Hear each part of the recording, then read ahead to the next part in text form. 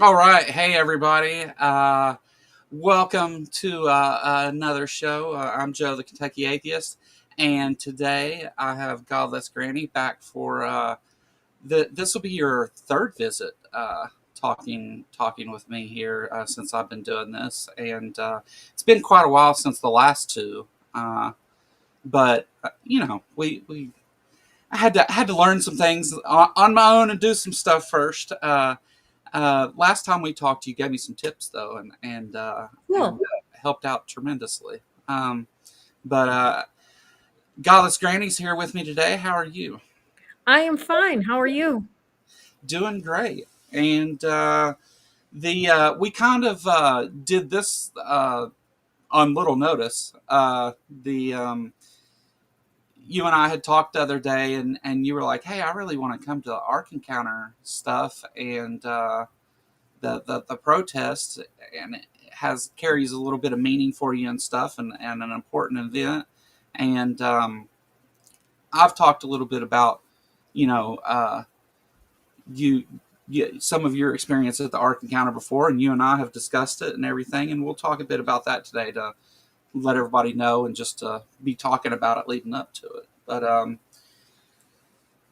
excited to have you. How's things been going over on the Godless Granny channel? It's been okay. I've kept myself busy. I've got, a good number of guests lined up, and some of the guests are really very interesting people. Of course, I try to uh, get some guests that I'm really reaching up to and am hoping, to get some big names on. But I also like to reach out to people who have small channels to try to build them up a bit. And sometimes it's a little bit more difficult to garner interest in those videos. But just my general the scripted videos I've been doing, my numbers have been way down. There just are not as many views.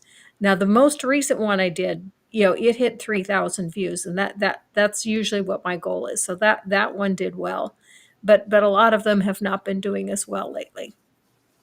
Well, I hate to hear that. I um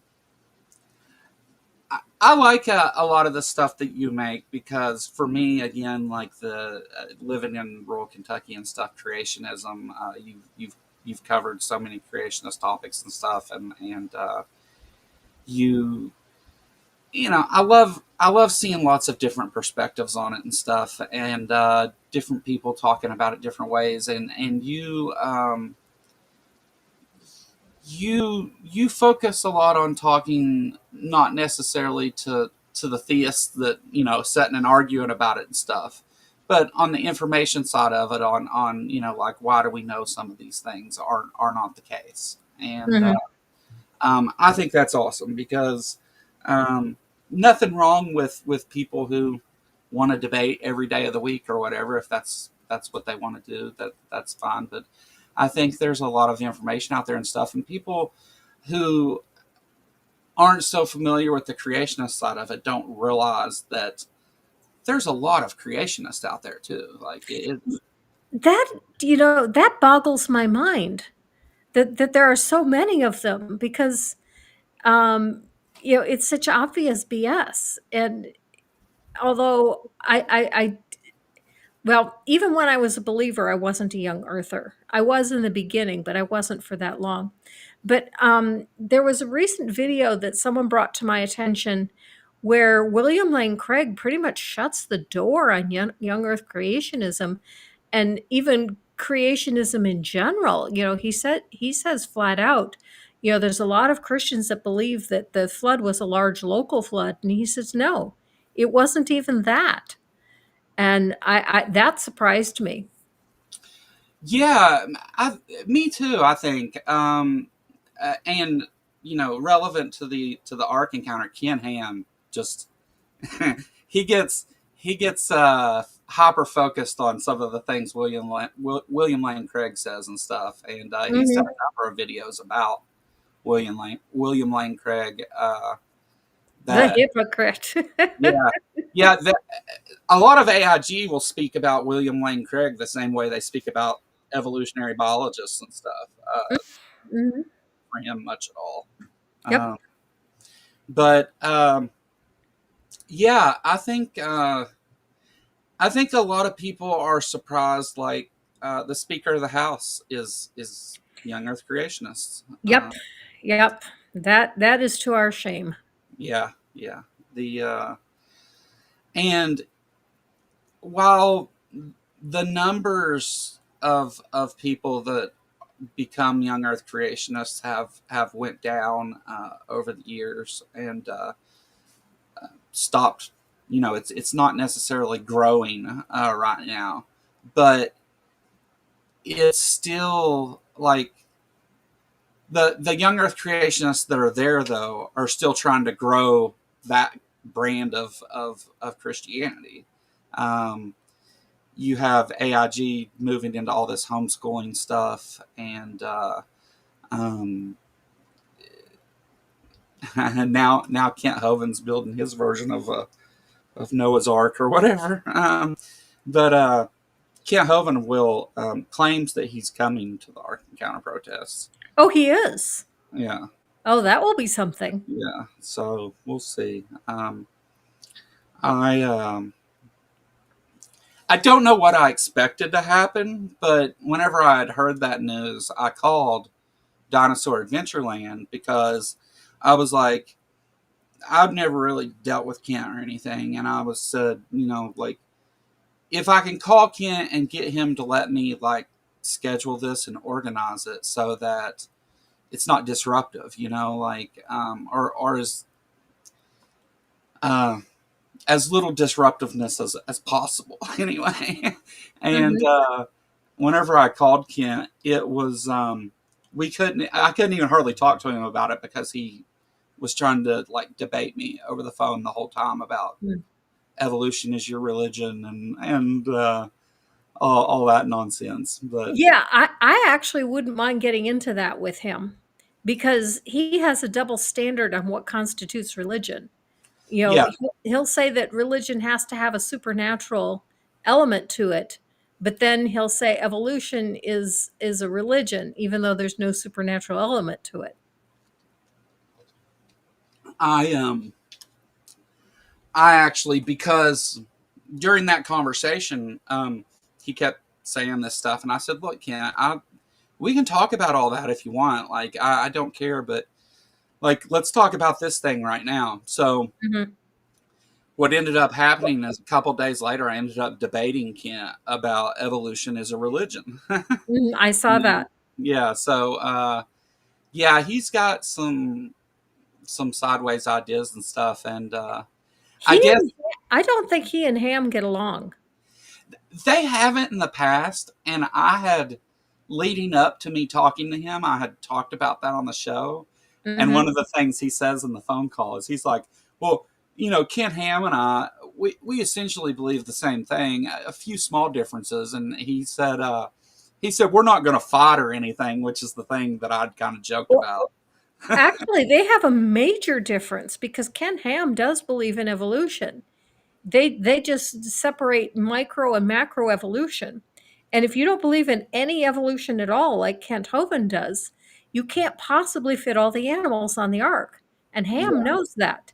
And that's why they have that whole microevolution thing and kinds, and only the kind created kinds were on the ark, and then they all evolve into all the species that we have.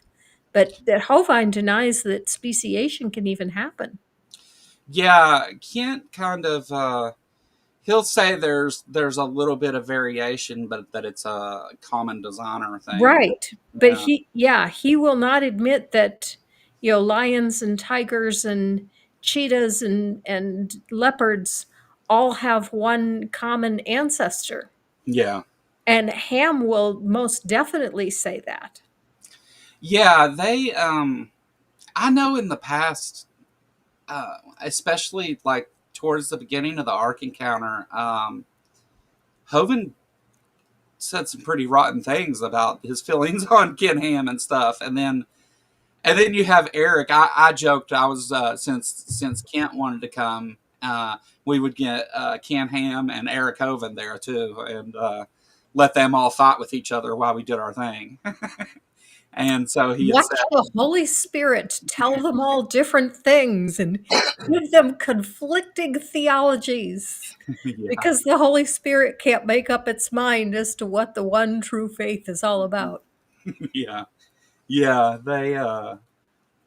It's kind of comical. If these people weren't like doing actual harm to the education of children and stuff, and it would be more funny. But it's like they're in a race to see who can you know screw up science the worst for children. But there's been a number of newer channels and stuff of people who grew up with Kent Hovind's videos and teachings and all that stuff. There's a guy, Seth, who does the channel Ambushed Apostate, and it's a newer channel. And I'm not. Oh wait, yes, I am. I know that one. In fact, I think I have him scheduled to come on. yeah, he's got a really cool story and things. Yeah, you'll and he's a super cool guy. I like him a lot. But I forget how I came across it, but he had before he even started doing videos. I think I don't want to swear to it. He had he had like called in on one of these open mic things or something that Kent Hovind does and stuff, and um, just yeah, he's got an interesting story, but I'll let him tell that. Today we're going to talk about your story. Okay. So you've got this history with some stuff to do with the Ark Encounter. Why don't you start us wherever you want to start Okay. on that timeline? I'm actually going to go back and forth in time a bit with this story, but we'll start with the 2019 Ark Encounter. I was not there. Um, my son had told me a few days before that Noah's Ark was impossible. It couldn't happen. And the one point that he picked out was, for one thing, there would have been too much poop. It would have killed them all. And I knew a little bit about pig farming, not a whole lot, but I knew enough that if you take a herd of pigs and put them in a barn and close the doors, they will die. You have got to ventilate that barn or the pigs will die. And so I thought, well, that there might be something to that. So I looked it up on the internet and I found about 3 different websites confirming what my son said. And so because of that, my son said, "Watch this." And he pulled up a video of the Ark Encounter 2019, and this was in 2019. It was a recent video, and I don't know whose channel this was on, and showed me this video. And the video started with a banner, and the banner said "Genocide and Incest Park," and that banner made me so angry. I looked at that and I said, "This is not about Yeah, I guess it really is about genocide, isn't it? But there's no incest in the Yeah, I guess there really is incest too, isn't there? But it made me so angry that I wanted to listen to the rest of the video just to disprove what they had to say. And then the next thing I heard, or at least the next thing I remember hearing, was Aaron Ra. And he was talking to this guy and he was telling him, "We know that Noah's Ark didn't happen. Not that it couldn't happen, but that it didn't happen. And we know that from biology." That meant nothing to me. I didn't know enough biology to have a clue as to what he meant by that. We know it from geology. Again, I didn't have a clue what he was talking about. I didn't know enough about geology. We know it from history. And that was the moment that everything happened. Okay, now we're going to go back to 1984, the worst year of my life. In 1984, I had a stillborn child. And when that happened, it completely destroyed the they used to talk about making plans for your life. I had a 1-year plan, a 5-year plan, and a 10-year plan. And the death of that baby ruined all of those. And I had to completely change the trajectory of my life. And I started examining, why would a good God do this? What, the verse that everything works together for good for those who are called according to, uh, those who work for everything is, now I can't remember the verse. I used to remember it. All things work together for good for those who, um, are called by the Lord and are according to his purpose. And I thought, what purpose could God possibly have for this? What good could possibly come out of this?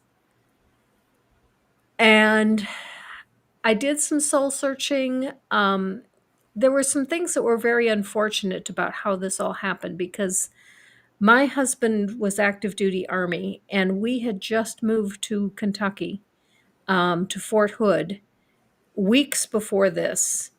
So I didn't know anybody in the area. We were going to a church, but I'd only been there for a couple of weeks. I didn't know the pastor at all. So I had no local support system. My husband and I did take a trip up to Wisconsin and went and saw the pastor that married us.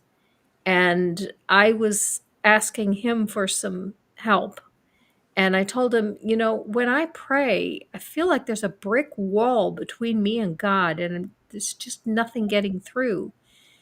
And I was really shocked at his response, because he basically blamed me for that and said, well, if your prayers aren't getting through, you must have some kind of sin in your life and you need to confess it and make yourself right with God. And that didn't resonate at all. But I did buy a book that was called, What to Do When Life Hurts. And it's a Christian book.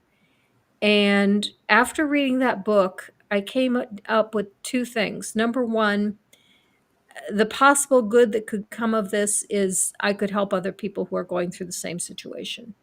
Although I've since realized, that's really stupid, because if that's the only good that comes from it, then why create the situation in the first place? But I wasn't there yet. But the place I came to after reading this book was, the Bible is the inerrant word of God.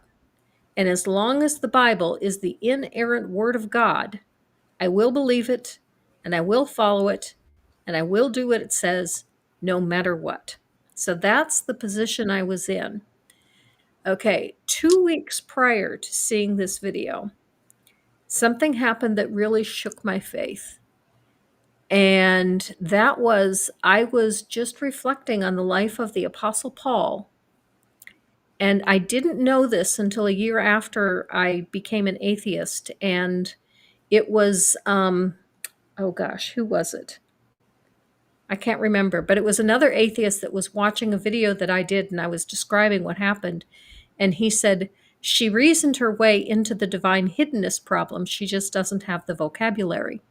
And he's absolutely right. That's exactly what I did. I didn't know enough philosophy to realize that this is what I had done, but I reasoned my way into the divine hiddenness problem. And when I was thinking about the life of the Apostle Paul, I thought about, God is omniscient. He knows what everybody needs in order to believe.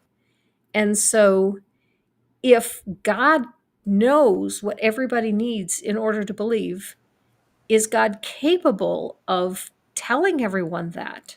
Well, obviously, if God is omnipotent, God is capable of telling everyone that.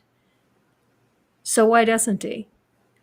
Now, I was a Calvinist, which should give you the answer to that question. Obviously they're not chosen.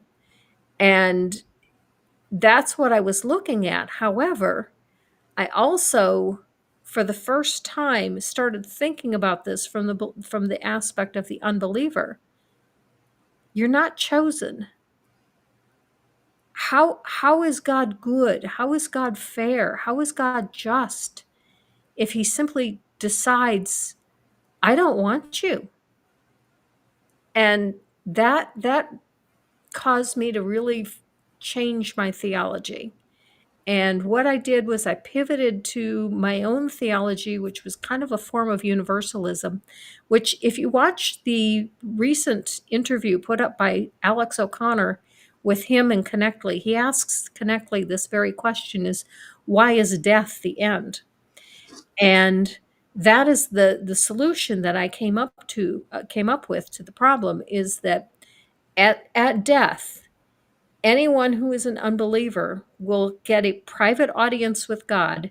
God will lay all the cards on the table and say, this is what I have to offer. Do you want it or not? And so that was the theology that I came up with. And there isn't anything in the Bible that specifically denies that. I've always looked at the Bible as the history of earth. It tells us almost nothing of any life outside of Earth. And so there's no reason to think that that's not what's going to happen. So that was the theology I was at when this moment came.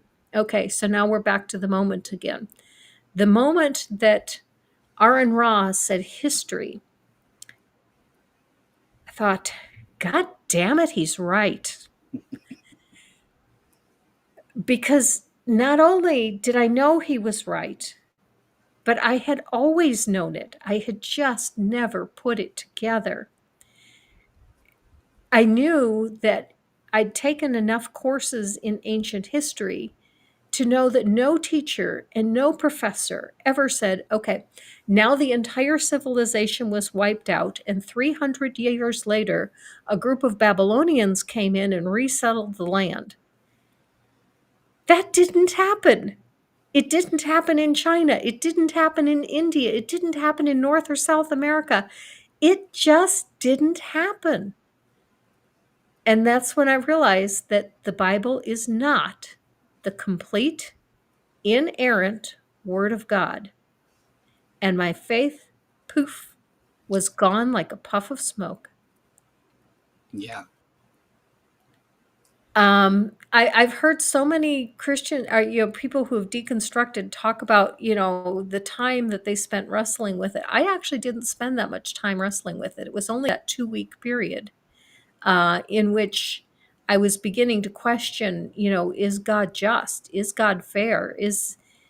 And I still was concluding that he was, and that the Bible was his word. But in that one moment when Aaron Ra showed me that no, it's not. The Bible is wrong. It's wrong about this. Poof, it was all over. And what's really funny is a little bit later in the video, Aaron Ra goes into the ark, and there's a sign in the ark that says, if I can convince you that the flood didn't happen, I don't remember exactly the rest of the sign, but basically it's, I can convince you that God isn't real. And Aaron stood under the sign and said, I wouldn't put the bar that low. And I said, I did. That's exactly where the bar was for me. Well, I kind of, because I was raised as a young Earth creationist, so I kind of get that, because um, whenever the claims of creationism started to fall apart, really the rest of it was like, well, it's wrong about all these things, and there's all these other claims about it from different religions and stuff, and they can be wrong too. Um, and what if they're all wrong? And that was kind of the question that I was asking myself as far as scripture goes, anyway. But yeah, that's a I love your story. It's one of my favorite ones, though, because I guess I relate to it in a lot of ways, because it was a lot of things that Aaron talked about, different branches of science and stuff that not necessarily was responsible for me becoming an atheist so much, but just that I could relate to later, coming from a young Earth creationist background. But the one of the funny things, though, is, back to the beginning, though, the incest part of it. Isn't it funny that, like, Ken Ham and Kent Hovind, they will say, well, that Charlie Darwin married his cousin, and they'll say that like it's some kind of matters first of all, but um, We both live in states where marrying your cousin is legal. yeah, definitely that's true. But the stuff like that, whenever I thought about it, it's like, well, everybody on the ark, first they believe the first incest story, from creation, and then after the flood, the second incest story, and it's like, what is your problem with that? Like, if you're frowning on that, why are you not applying that to your own narrative and things? And that was just kind of the way I looked at a lot of things, like the hypocritical side of it, I guess. Mhm. Mhm. But yeah, Aaron, as and I'm not sure. I want to say this was related to the Ark encounter, is why he put together those videos. But he goes through all those videos where every branch of science like has reasons not to believe in the Mhm. flood narrative, Mhm. and Mhm. um, for a lot of young Earth creationists, that's a big part of it. They can't have one without the other. For young Earth creationism, anyway, not creationism in general. But As soon as I had, made this discovery, I started watching a bunch of atheist content, and I tried to watch Aaron Ra, and I couldn't watch very many of his videos. I couldn't understand him because I didn't have the vocabulary to watch his science videos. And so I watched a few of Vice Rhino, and that was better. I could understand him a little better, but Paula Gia was really my speed. He and I have a lot in common. We come from very similar backgrounds. And so he was much easier for me to understand. And I kind of had to build my way into Aaron Ron. When I watched his phylogeny challenge, I think I watched the first three videos like 4 or 5 times before I finally could understand enough of the vocabulary to go on. But once I finally got that base of getting through the first three videos, then I could understand the rest of the videos. yeah, I had some of that too, because I remember the first time I heard the term phylogeny challenge, was actually, I didn't even know what phylogeny was. I didn't either. And I went searching for, okay, what's this phylogeny challenge he keeps talking about? And I looked up the word eukaryote at least 4 times before I finally remembered what a eukaryote was. Right. Yeah. Uh, yeah. Phylogeny is there's a number of like just really damning arguments for young Earth creationist claims, and phylogeny is really, really a strong argument, or at least it's a, even if you don't accept the hereditary part of it, just looking at the phylogenetic trees and stuff, you're like, whoa, this is, I mean, how do you, I mean, it's pretty undeniable at that point. And um, Well, part of the reason why it was a problem for me is, remember, I graduated from high school in 1979. I took biology 101 in 1979, and that's the last science class I took because I graduated with a major in mass communication. And I didn't need any. Well, I did take one other science class. I took chemistry for non-science majors, and that's it. I never took another science class, and I really didn't pay attention to what was going on in the scientific community. And if you looked at what we had discovered as far as species go and fossils go, it wasn't anywhere near what we've got today. yeah, yeah, true. The the neat thing about that side of it is when I look back at the history of when they discovered certain fossils and the breaking down of the genome and all that. Um, the amount of predictions going all the way back to Darwin that they make about we should see this in this area. What was Tiktaalik? That was a big one. The the amount of just novel testable predictions that come out of it is really powerful, because it's not just a few, it's over and over and over. And um, then with the decoding the genome and all that really just strengthened that so much more. And it's like we already understood a whole lot about genetics and had DNA testing and all that stuff, but just the amount of similarities in that DNA just strengthened the whole evolution conversation and stuff. But the yeah, I've had people in like rural Kentucky, especially in rural Kentucky, tell me whenever I would say something about evolution or whatever, that, well, you need to listen to some of uh, brother Ken Hoven's videos, and not no. I had Matt Powell offer to debate me, and he wanted to debate me on science. And I said I'd be happy to debate you, but I want to debate you on theology, not science. And he declined.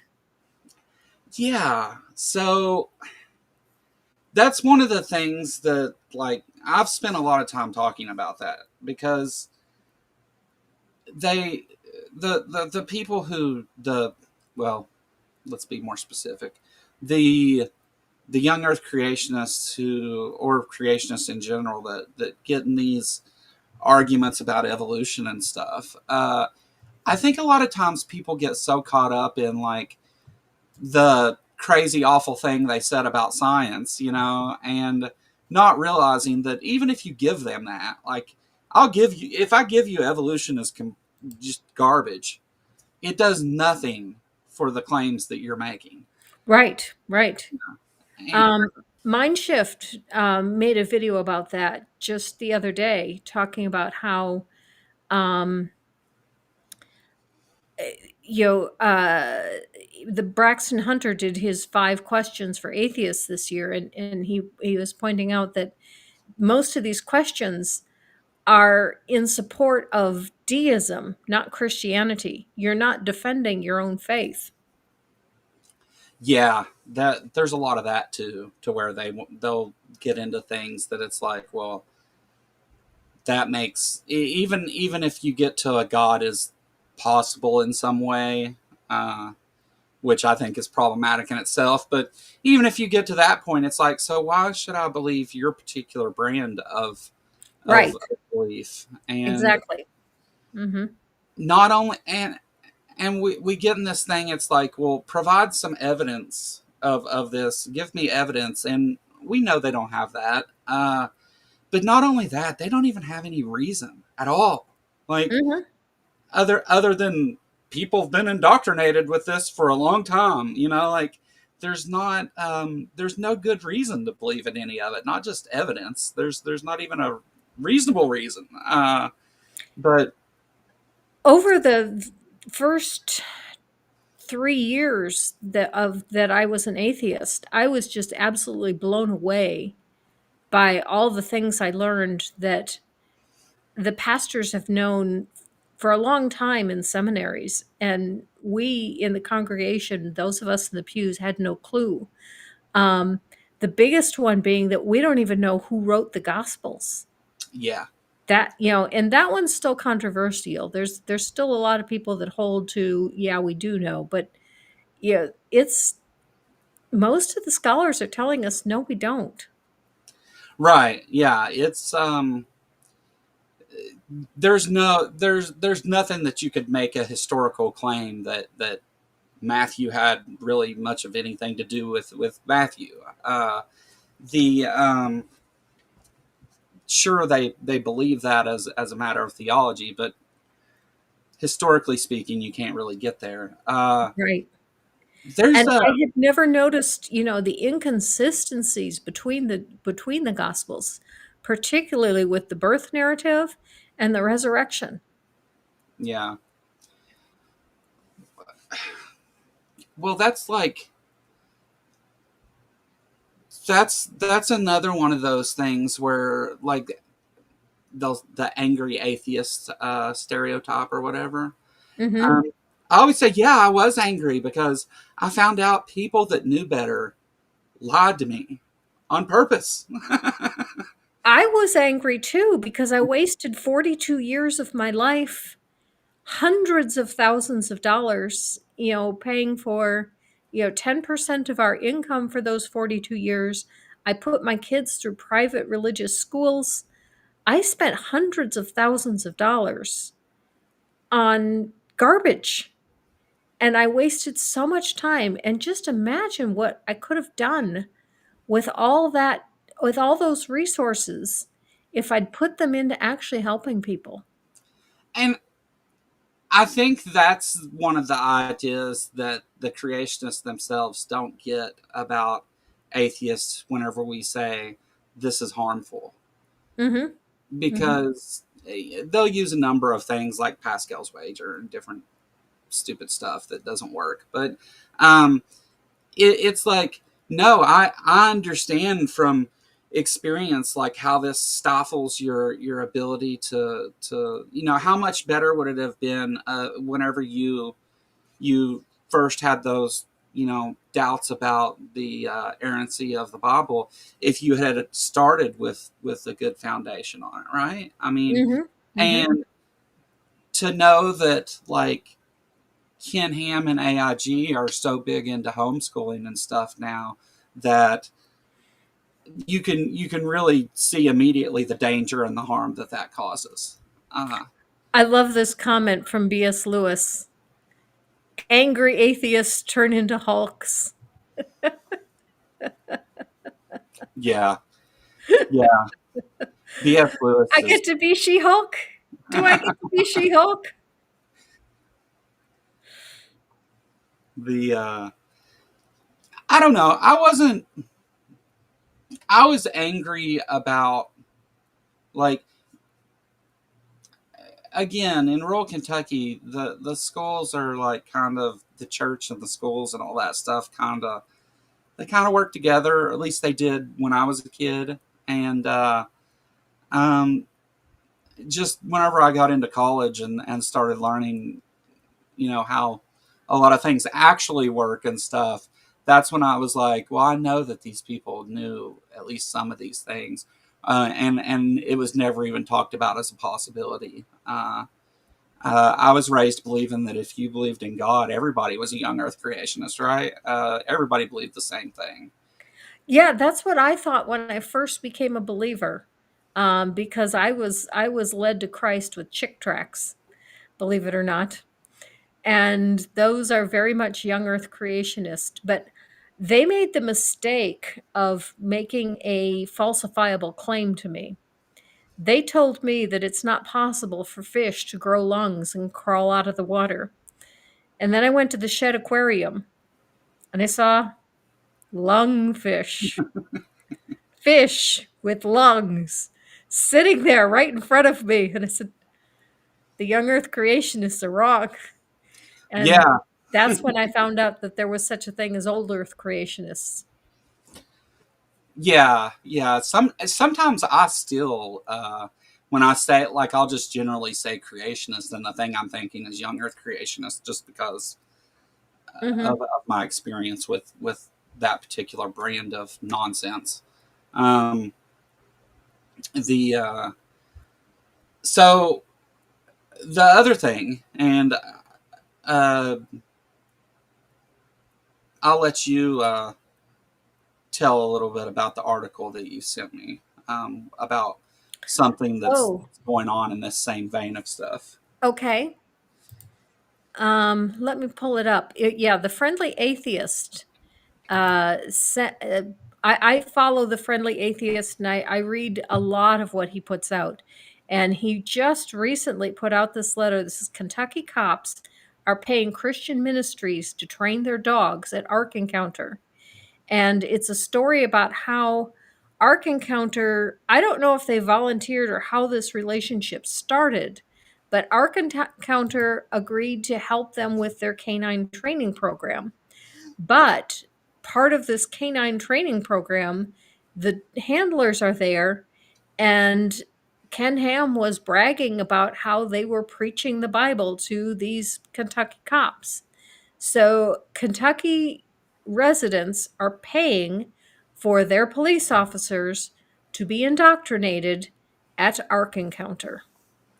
Yeah, that was. I mean, it's one thing when we talk about the things that preachers or whatever teach people about the Bible and stuff like that, and you hear about this stuff, but you don't think that something that just extremely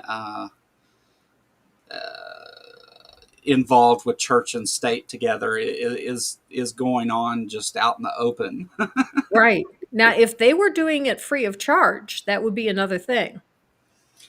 Well, that's not the case. Yeah. Yeah.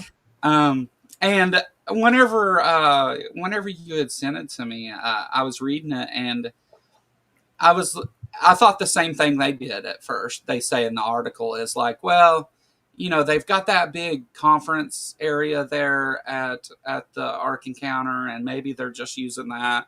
And it was the same thought process for me. I was like, well, maybe they're just using it because it's a big place for them to all meet and do this thing or whatever.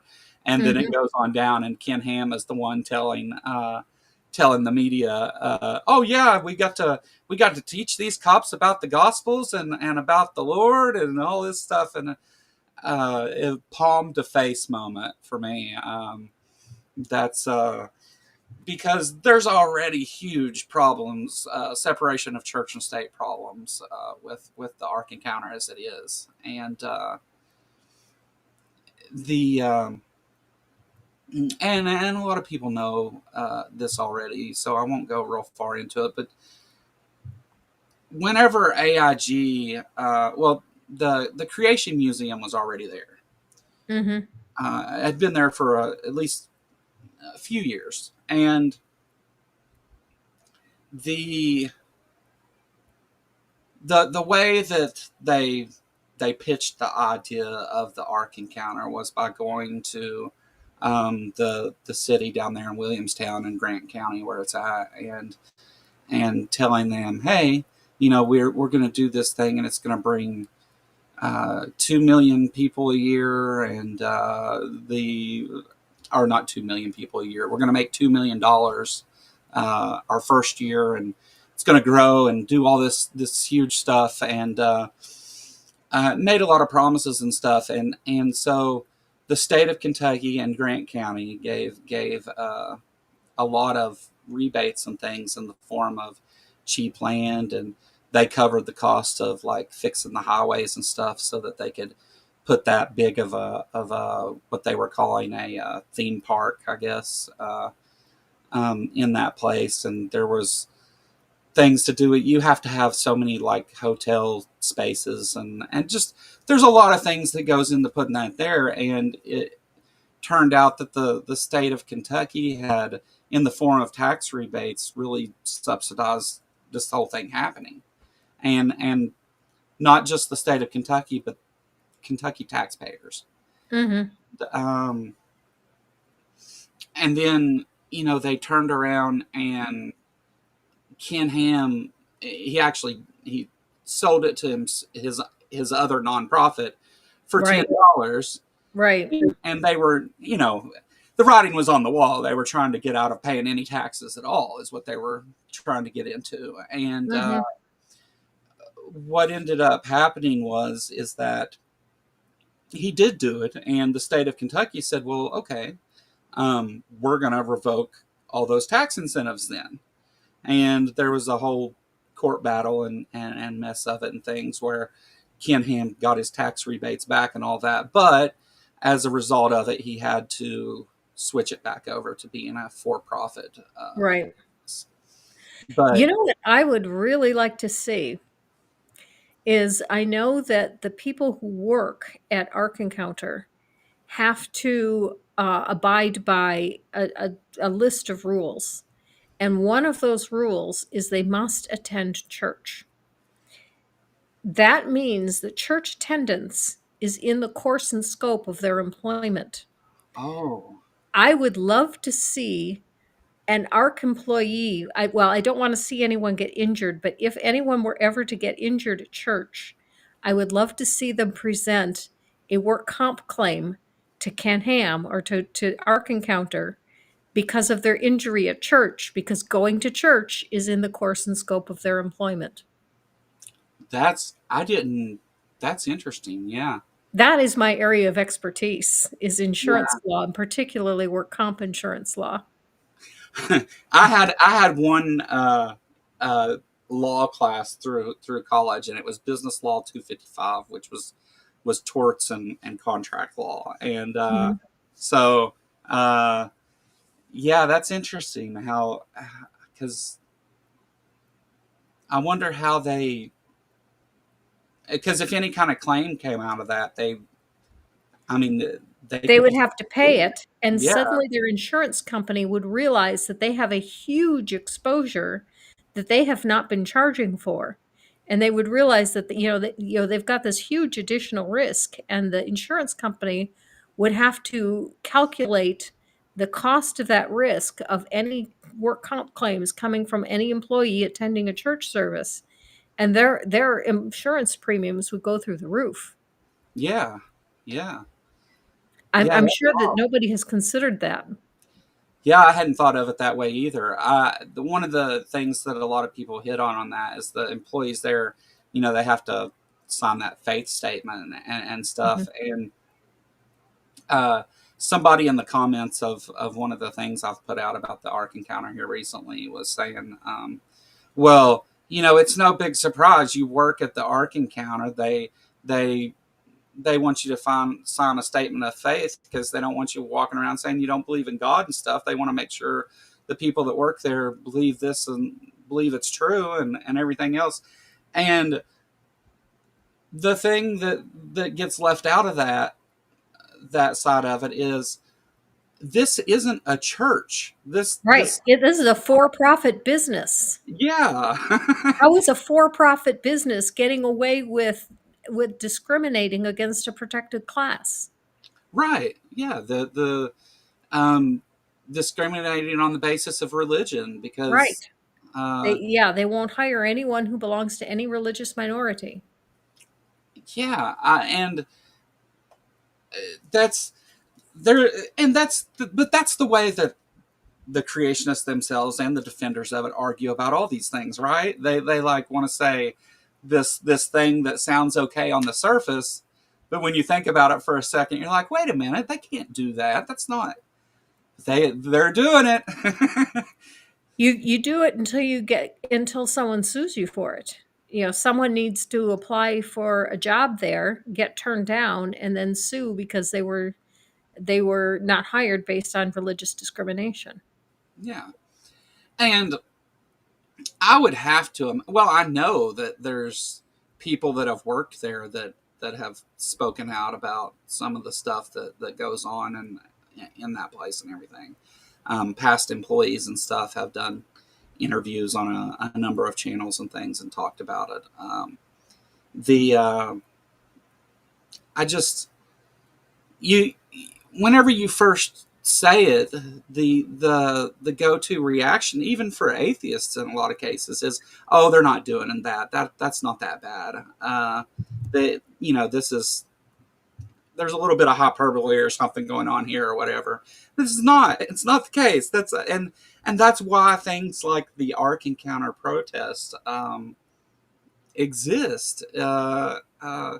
There's any number of reasons to not care for things that the Ark Encounter's teaching, but whenever we get into like separation of church and state, some things that are guaranteed, you know, in our founding documents and stuff, then it's a little bit different. But the that there's any number of reasons to not like what they're doing. The And now they're building a new Tower of Babel. Yeah, And that to me is just the biggest joke of all. Because I I can't help but wonder if a number of people aren't going to put two and two together and realize Everybody on Earth did not descend from the Babylonians. Yeah. Out of Babel is not the model that we have from genetics.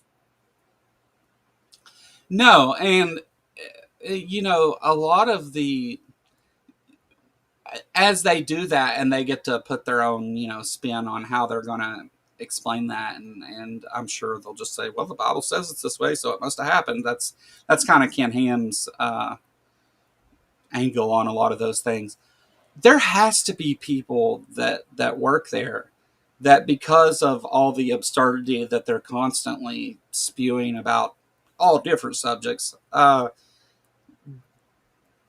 the working at the Ark Encounter or for AIG has been instrumental in them dropping some of those beliefs. I'm not so sure, because I know that as a believer, I lived in a bubble. All of my friends were Christians. I worked for a Christian company. I worked for Brotherhood Mutual, which was a Christian company. We had chapel every Thursday. Now, chapel was optional. Brotherhood did not discriminate. If you were not a Christian, you could be hired, and you did not have to attend chapel. That was not mandatory, but the vast majority of people who worked there were Christians, and the insurance that we sold was church insurance. That was their niche, and so I lived in a bubble. Yeah, I suppose. It's again, it's easier once you're on the outside looking back at it to say, well, that's absurd. Yeah, yeah. But yeah, I used to believe those things too. Yeah. But when you're inside and you're not getting any other information, and we were taught to keep that information out. I was church librarian. I started a library from scratch. And one of the things I was taught was, if they do not start from the position that the Bible is the inerrant word of God, don't bother with it, because that's the truth. And if they don't know the truth, there isn't any point in reading what they have to say. Yeah, yeah. That's again, on the other side of it, that's like such a, why would anybody think that way? That's how they think. um, That's how I thought. Yeah. and that gets into a lot of people in the atheist community on YouTube. Whenever it comes to like creationist claims, they'll be like, yeah, the creationist, that's just all this crazy stuff, and that's the really extreme fundamentalist, blah blah whatever, like. But I mean, indoctrination, unfortunately, like no matter what it is that you're indoctrinated in, the requirement is that you're not taking a critical look at it, and Mhm. so you don't know what you don't know, kind of thing, right? Like, you Right. know Right. not to do that. Uh, And it's that's why the secret to reaching people, I think, is tapping into what they do know. Because that's what it was with me, was that Aaron Ra tapped into what I already knew, which was history. Yeah, And it's going to be something different for different people.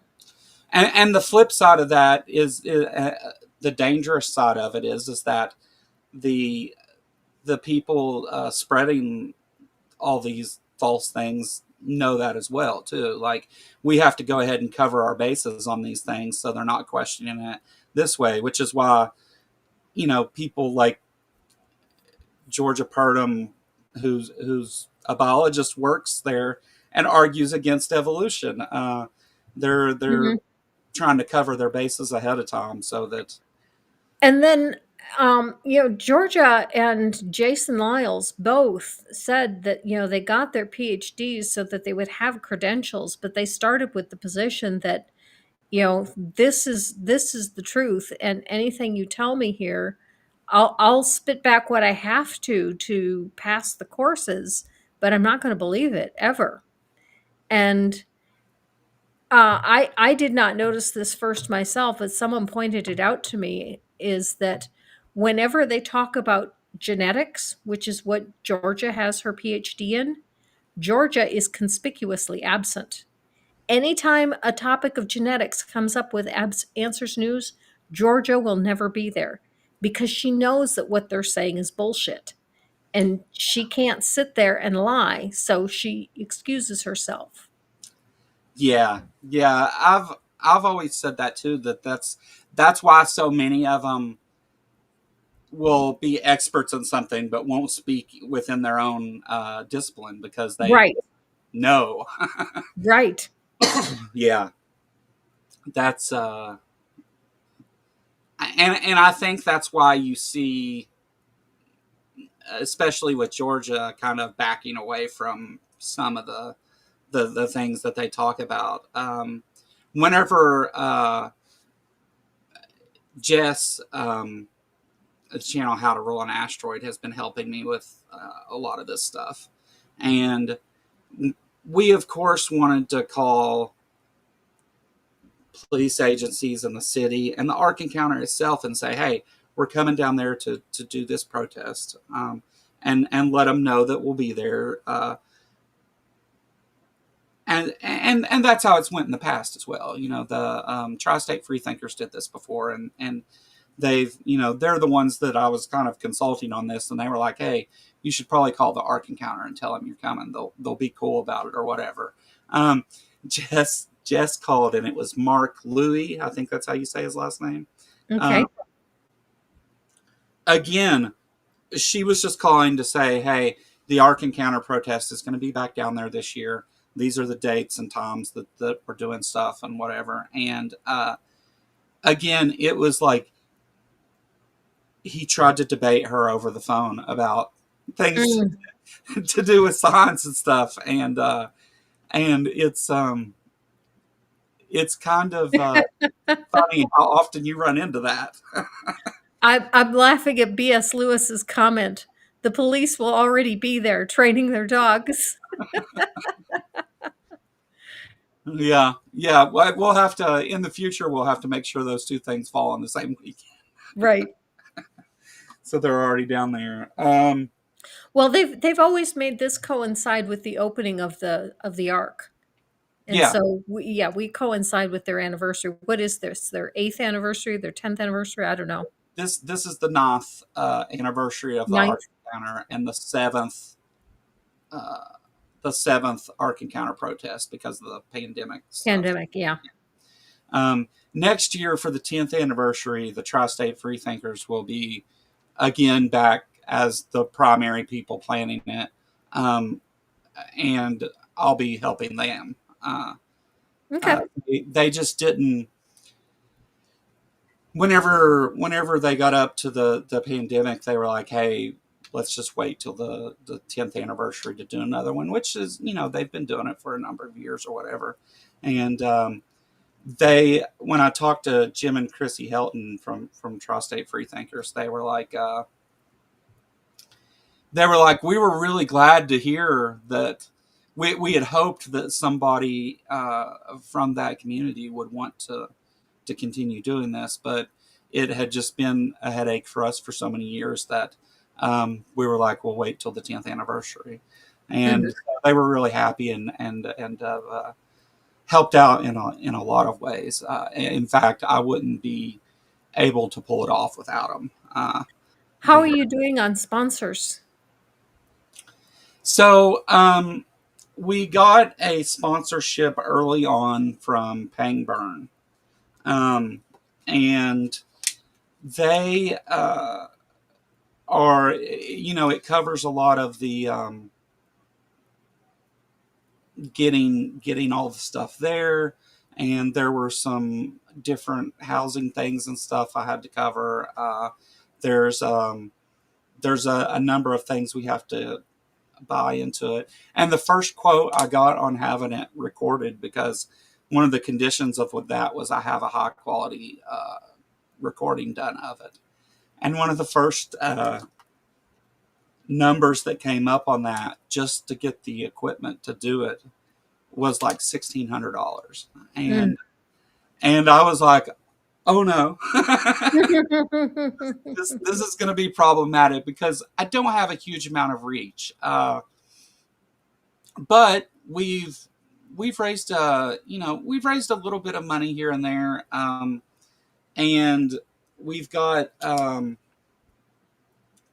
we've still got a lot of things to do though too. Uh, the But it's allowing for us to have, let's see how to put this. Whenever you see these conferences and stuff that go on, which are great, I love every bit of that happens. Um, a lot of times there's like people buying tickets and stuff to all that, and so they do what they do or whatever. And this event though, like we can't You legally, can't charge yeah, admission, yeah. yeah. Mhm. So it was kind of like that was going to be the area where we struggled or whatever, and it ended up being that Travis over at Pangburn was like, "Hey, I don't care to help you out here. All I want out of it is just give me a recording of it that I can use later and make some content out of it." And That is cool. That yeah, is really cool. and they're actually for whatever atheist event you want to do or whatever. Travis Mhm. is offering to help pay for um, that stuff. You just write up a proposal, which was the hardest part for me because I didn't know what I was doing.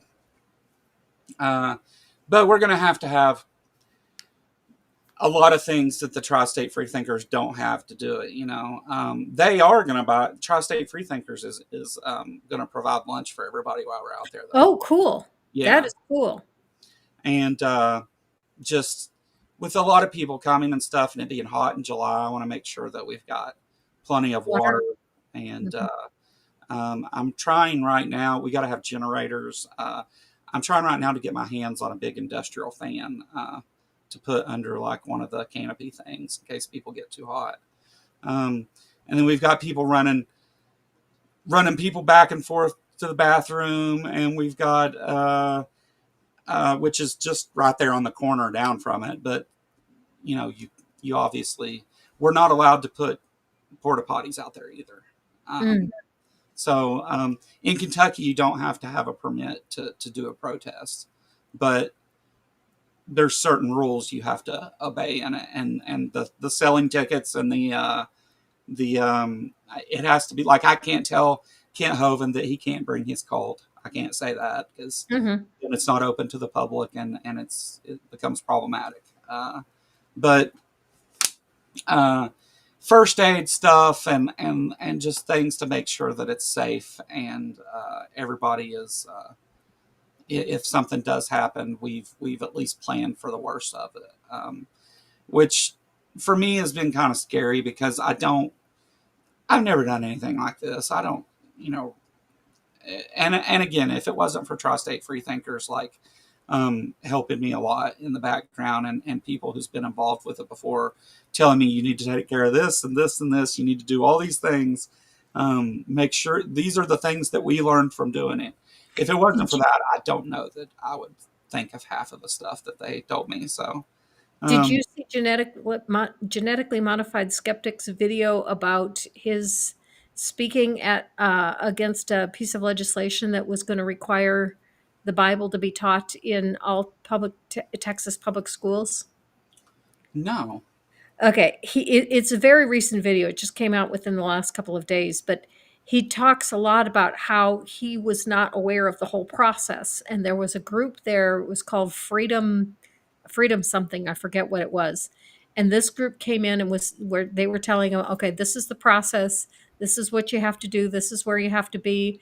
And they brought them water, they brought them lunch. Yeah, it's kind of the same thing that this group knew how to do this.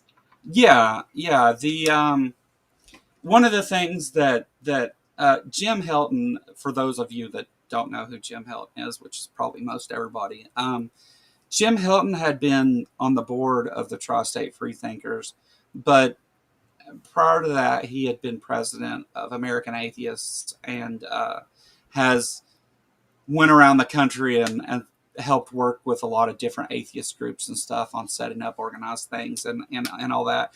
And one of the things that he said to me very early on, and that we've talked about a number of times since then, is he said, it's fine and well.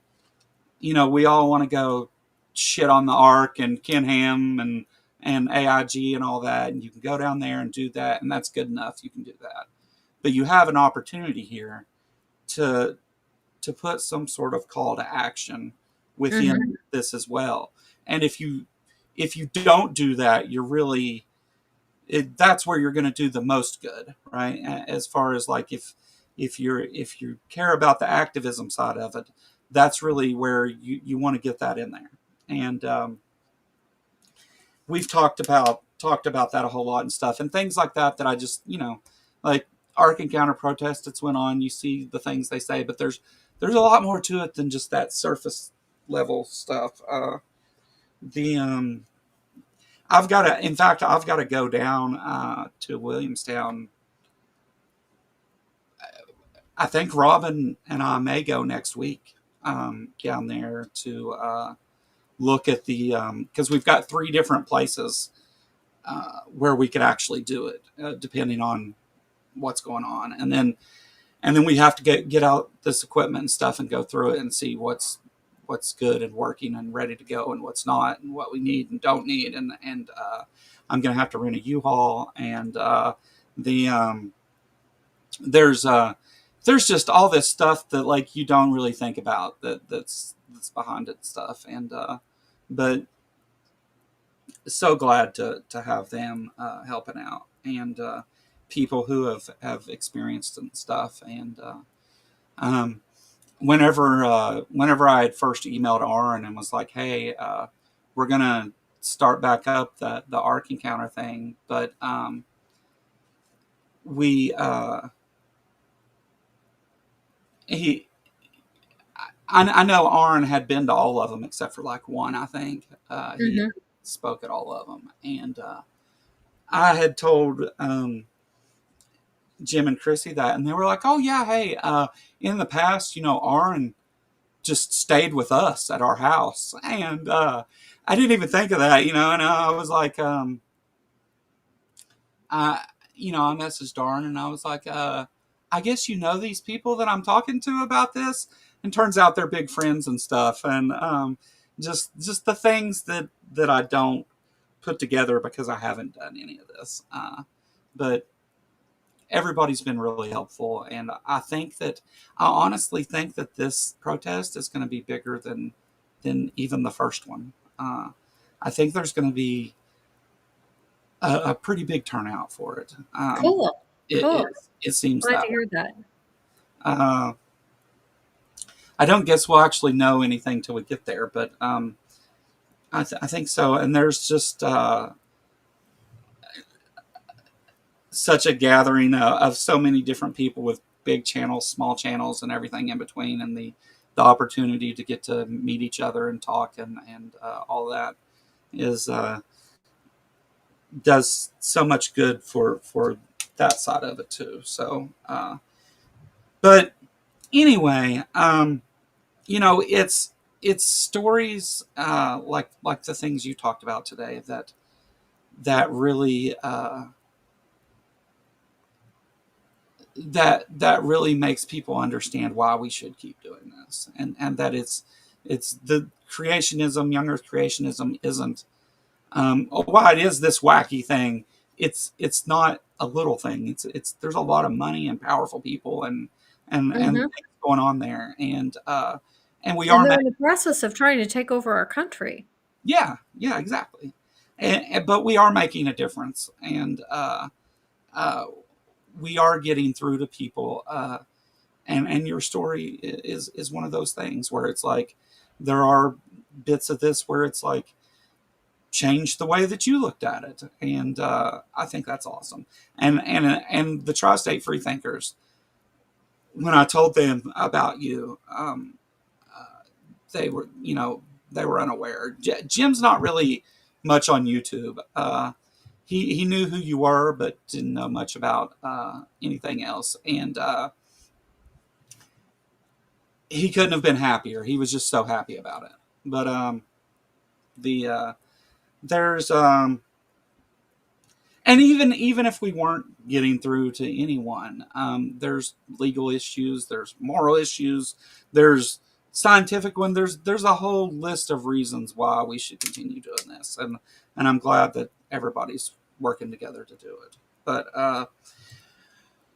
I will get you out of here, but I really appreciate you coming and talking to me again and telling a little bit of that as we go up to this. And I look forward to seeing you there. And the people that I'm working with are I've already talked to and been like, yeah, I just talked to God's Granny and she's going to make the trip and um, say a little bit about these things. And so they're, a lot of people are really happy to hear that you're going to be there and stuff, and Cool. your story helps other people. I'm glad to hear that. But all right. So for those of you who might be here and don't know the details of all this stuff, arkencounterprotest.com. You can find out a lot of the details. My social media, the Tri-State Freethinker social media, um, all that stuff's listed on my channel page and stuff. You can find all that, and it's in the chat too. It's been posting it the whole time actually. But there's JL Warren. JL Warren said he may make the trip too. The same day that I talked to you. But the if you need information or whatever, you can find it there. If you need to reach out to me, you can get me on social media or the Kentucky Atheist at Gmail. You can contact me there. I'll be happy to help in any way I can, answer any questions I can. Um, just you got to let me know though to do it. But I look forward to seeing everybody, and we're going to have a really good, safe time and continue doing this. You want to tell everybody, about your channel and what you got going on coming up, whatever. My channel is Godless Granny, and releasing tomorrow will be a video on the Tower of Babel. And then on Saturday, Kip Davis is going to be my guest. And Kip is going to be talking about an old Earth creationist interpretation of how the plants could have been made thousands of years after the sun and the moon and the stars. Interesting. Yeah. Yeah. So definitely, if you're not subscribed or whatever, go check out Godless Granny and subscribe. The link's right there in the title. You can click on it; it'll take you straight over there. Um, Again, thank you for coming back for a third visit and talking a little bit more about this stuff. As we get closer, my nerves get more and more crazy I get about. that. Yeah. Yeah. But thanks everybody who came and watched. Go check out Grothless Granny, and if you like this stuff and want to hear more about it, hit the subscribe button. Maybe that would help out a lot. All right, I think that's all. Right. Yep. Have a good one, everybody. See you later.